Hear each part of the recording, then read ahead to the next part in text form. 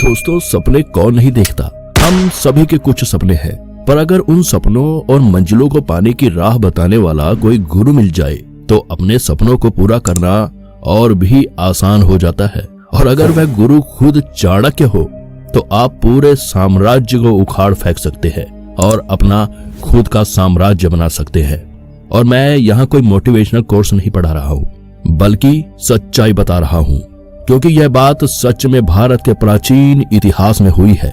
मौर्य साम्राज्य की स्थापना के पीछे भी कुछ इसी तरह की वजह थी। चंद्रगुप्त मौर्य और चाणक्य ने एक साथ मिलकर उस समय कई सौ सालों से भारत पर शासन कर रहे दुनिया के सबसे ताकतवर और बड़े साम्राज्य में से एक मगध साम्राज्य को हराकर पूरे अखंड भारत पर अपना साम्राज्य बना लिया था। तो दोस्तों, आज की इस वीडियो में मैं आपको मौर्य साम्राज्य और उसके इतिहास के बारे में बताने वाला हूं। आपको बता दूं कि 300 BC में मौर्य साम्राज्य की स्थापना से पहले भारत और उसके आसपास के देशों में मगध राजवंश का शासन था। उस समय मगध साम्राज्य इतना ताकतवर था कि जब प्राचीन भारत के पश्चिमी देशों से आए सिकंदर ने लाखों सैनिकों के साथ आक्रमण करने की सोची तो वह भारत के उत्तर पश्चिमी हिस्से पर कई महीनों तक बैठकर सोचता रहा और अंततः भारत के मगध साम्राज्य के राजाओं और उनकी सेना से डरकर अपने देश वापस लौट गया। लेकिन भारत की मिट्टी से जन्मे चंद्रगुप्त मौर्य ने चाणक्य से मिली शिक्षा और राजनीति के दम पर मगध साम्राज्य के राजा को हराकर चंद्रगुप्त मौर्य ने भारत के मौर्य साम्राज्य की स्थापना कर दी। भारत के इतिहास में सबसे बड़ा साम्राज्य अभी तक मौर्य साम्राज्य ही रहा है। और सिर्फ बड़ा ही नहीं, प्राचीन भारत में मौर्य साम्राज्य दुनिया के सबसे ताकतवर साम्राज्य में से भी एक था। चलिए मौर्य साम्राज्य के इतिहास को थोड़ा डिटेल में समझते हैं। मौर्य साम्राज्य के बारे में सबसे ज्यादा हमें 300 BC से 150 BC के बीच लिखे गए दस्तावेजों और किताबों से पता चलता है, जिसमें कुछ मुख्य किताबें कौटिल्य का अर्थशास्त्र, मेगास्थनीज का इंडिका, विशाखादत्त का कृत मुद्रा राक्षस है। इसके अलावा बौद्ध ग्रंथ और जैन धर्म के धार्मिक दस्तावेजों में भी हमें मौर्य साम्राज्य और मौर्य साम्राज्य के राजाओं के बारे में काफी कुछ जानने को मिलता है। इन्हीं में से एक है विशाखादत्त कृत मुद्रा राक्षस में लिखा गया है कि मौर्य साम्राज्य के उदय का सबसे बड़ा कारण आचार्य चाणक्य का प्रतिशोध था, क्योंकि नंद वंश के आखिरी शासक धनानंद ने चाणक्य को भरे दरबार में बुरी तरह से अपमानित किया था और अपने इसी अपमान का बदला लेने के लिए चाणक्य ने मगध साम्राज्य को पूरी तरह से समाप्त करने का प्रण ले लिया था। उन्हें पता था कि वह एक योद्धा तो नहीं है, वह यह खुद नहीं कर सकते, लेकिन आचार्य चाणक्य ने उस समय चंद्रगुप्त मौर्य को इस सपने को पूरा करने के लिए चुना और चंद्रगुप्त मौर्य को हर तरह की शिक्षा दी, जिसके कारण वह मगध साम्राज्य को हराकर एक नए साम्राज्य की स्थापना कर सके। इसके बाद चंद्रगुप्त मौर्य ने अपनी सेना बनाई और मगध पर आक्रमण करने की सोची। तब चंद्रगुप्त ने सबसे पहला आक्रमण मगध के पश्चिमी हिस्से पर किया, लेकिन उसमें उसकी जीत नहीं हुई, जिसके बाद उन्होंने एक नई रणनीति बनाई और दूसरे राजाओं की मदद से मगध के उत्तर पश्चिमी हिस्से पर आक्रमण किया और पंजाब का बहुत बड़ा हिस्सा जीत लिया।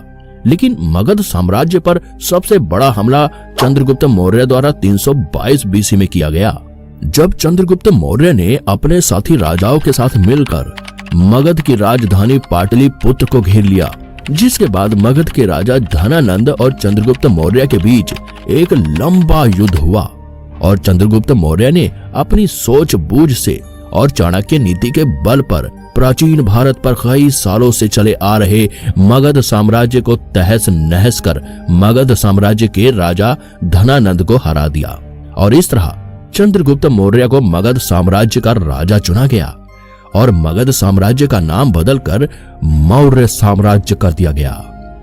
इसके बाद चंद्रगुप्त ने 6 लाख लोगों की सेना के साथ मिलकर मौर्य साम्राज्य की सीमाओं को और भी ज्यादा दूरियों तक फैलाया। इस दौरान उन्होंने भारत के सबसे बड़े साम्राज्य की स्थापना की और लगभग सभी राजाओं को अपने अधीन कर लिया। उस समय मौर्य साम्राज्य हिंदू कुश पर्वत से लेकर उत्तर कश्मीर, पूर्वी नेपाल, बांग्लादेश और दक्षिण में आंध्र प्रदेश, कर्नाटक, पश्चिमी सौराष्ट्र तक फैल चुका था। चंद्रगुप्त मौर्य और सेक्युलस निकेटर के बीच युद्ध। चंद्रगुप्त मौर्य और सेक्युलस के बीच हुए युद्ध को इतिहास का एक महत्वपूर्ण भाग बताया जाता है, क्योंकि सेल्यूकस सिकंदर की विशाल सेना का पूर्व सेनापति और उस समय का सीरिया का सम्राट था, जिसके पास उस समय की सबसे बड़ी सेनाओं में से एक थी। कई इतिहासकार लिखते हैं कि यह युद्ध 305 बीसी में सिंधु नदी के किनारे पर हुआ था। यह युद्ध भी काफी लंबा चला। शुरुआत में तो सेल्यूकस ने यही सोचा था कि भारत पर विजय करना काफी आसान होगा, लेकिन चंद्रगुप्त मौर्य के समय पूरे मौर्य साम्राज्य के राजाओं में एक अलग ही तरह का संगठन था, जिसके कारण भारत की एकजुटता के चलते सेल्यूकस निकेटर को चंद्रगुप्त मौर्य ने काफी आसानी से हरा दिया।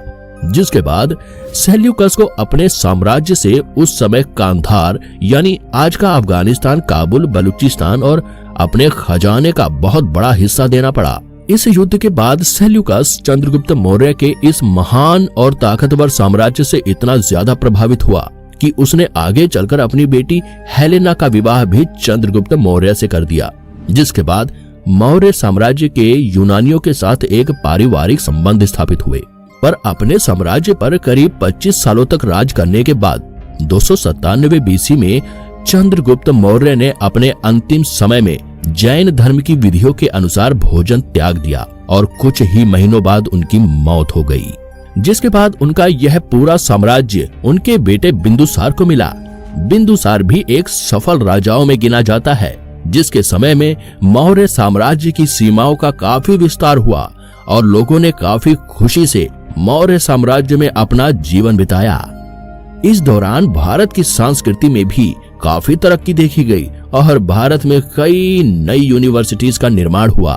बिंदुसार ने भी अपने पिता की ही तरह मौर्य साम्राज्य पर करीब 25 सालों तक शासन किया, जिसके बाद 270 बीसी में उनकी भी मौत हो गई। इसके बाद उनका उत्तराधिकारी बिंदुसार के बेटे अशोक को चुना गया और यह वही अशोक सम्राट हैं, जिसके चलते मौर्य साम्राज्य की सीमाएं अपने सबसे ज्यादा बड़े आकार पर थीं। यानी इस समय मौर्य साम्राज्य का विस्तार अपने पीक पर था। अशोक सम्राट को मौर्य साम्राज्य के सबसे ताकतवर और समझदार राजाओं में से एक माना जाता है, जिसके समय मौर्य साम्राज्य यानी पूरे अखंड भारत ने काफी ज्यादा तरक्की की। इस समय भारत की संस्कृतियों में भी काफी तरक्की देखी गई और भारत में शिक्षा पर काफी ज्यादा जोर दिया गया। यह वही समय था जब भारत में कई विश्व प्रसिद्ध यूनिवर्सिटी का निर्माण किया गया, जिसमें पढ़ने के लिए दुनिया भर के विद्यार्थी भारत पहुंचे। मौर्य साम्राज्य की राजधानी पाटलिपुत्र थी, जिसे आज बिहार का पटना शहर कहा जाता है। वह बात अलग है कि उस समय इस शहर की सीमाएं बहुत ही ज्यादा दूरियों तक फैली हुई थी। इसके अलावा इतने बड़े मौर्य साम्राज्य को प्रशासन के लिए 4 प्रांतों में बांटा गया था।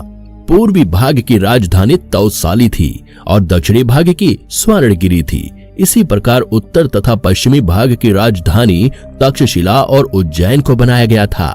इसके अलावा समापा, इशिला और कौशाम्बी नाम के शहर भी उस समय मौर्य साम्राज्य में काफी महत्वपूर्ण स्थान रखते थे। अशोक द्वारा भी मौर्य साम्राज्य को संभालने के लिए कई व्यवस्थाएं की गई थीं, जिसमें राज्य के कामों को संभालने के लिए खास प्रांतपाल कुमार चुने जाते थे, जो स्थानीय प्रांतों के शासक थे। कुमार की मदद के लिए हर प्रांत में एक मंत्री परिषद तथा महामात्य होते थे। प्रांत आगे जिलों में बटे होते थे। प्रत्येक जिला गांव के समूहों में बटा होता था और इन सभी को आदेश देने वाले और जोड़कर रखने वाले मौर्य साम्राज्य के मंत्री या फिर खुद अशोक सम्राट होते थे। अशोक सम्राट के समय मौर्य साम्राज्य के यूरोप और एशिया के राज्यों के साथ दोस्ती जैसे संबंध स्थापित हुए। इस दौरान भारत में कई प्रसिद्ध इमारतों और स्तंभों का निर्माण कराया गया। जी हाँ, अशोक स्तंभ का निर्माण भी इसी दौरान हुआ था, जो भारत के इतिहास का एक ऐसा गौरवशाली प्रतीक है कि भारत सरकार द्वारा उसे आज भी भारतीय नोटों पर छापा जाता है। अशोक के ऐसे ही कामों के कारण भारत के इतिहास में वो सबसे प्रसिद्ध सम्राटों में से एक बन गए और उन्हें महान अशोक भी कहा गया। अशोक सम्राट ने अपने पिछले राजाओं से ज्यादा करीब 41 सालों तक मौर्य साम्राज्य पर शासन किया और 232 बीसी में अशोक सम्राट का निधन हुआ। सम्राट अशोक के निधन से लगभग आधी सदी बाद महान मौर्य साम्राज्य उखड़ने लगा। 200 बीसी आते आते मौर्य साम्राज्य सिकुड़ गया। इतिहासकार बताते हैं कि इतने बड़े साम्राज्य के पतन का कारण भी उसका बड़ा आकार ही था, क्योंकि अशोक सम्राट जैसे राजा तो इस बड़े साम्राज्य को संभाल कर रख पाए, लेकिन इनके बाद जो मौर्य साम्राज्य में राजा हुए वह इतने बड़े साम्राज्य की देख रेख नहीं कर पाए। इसके अलावा उस समय राज्य की जनता द्वारा भी मौर्य साम्राज्य के दूसरे राजाओं को ज्यादा पसंद नहीं किया गया, इसीलिए उनके खिलाफ कई बड़े विद्रोह हुए जिसमें सेना का प्रयोग भी किया गया। इस तरह से मौर्य साम्राज्य का विश्वास भी लोगों के बीच कम हुआ और धीरे धीरे करके नए राजाओं ने मौर्य साम्राज्य के हिस्सों पर अपना कब्जा कर लिया और इस तरह मौर्य साम्राज्य का पतन हुआ।